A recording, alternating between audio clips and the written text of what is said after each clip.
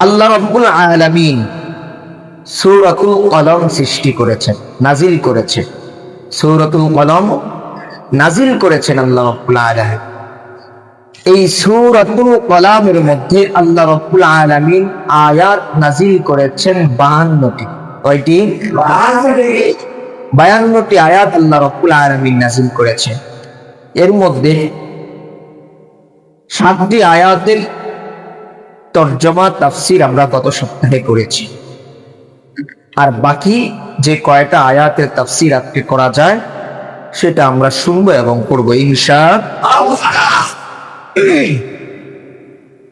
আল্লাহ রাব্বুল আলামিন বলেন, হে নবী, আপনাকে কাফের মুশরিক বেঈমানেরা আপনাকে অনেক কষ্ট দিয়েছে, আপনাকে অনেক কথা বলেছে, তারা আপনাকে পাগল বলেছে, আপনাকে চরিত্রহীন বলেছে, কিন্তু তারা তো হচ্ছে বিআইয়িকুমুল মাফতুন, তারা তো হচ্ছে বিকারগ্রস্ত, তারা তো হচ্ছে পাগল, তারা আপনাকে চিনে না। ওরা যদি চিনতো আপনাকে এই সমস্ত কথাবার্তা বলতো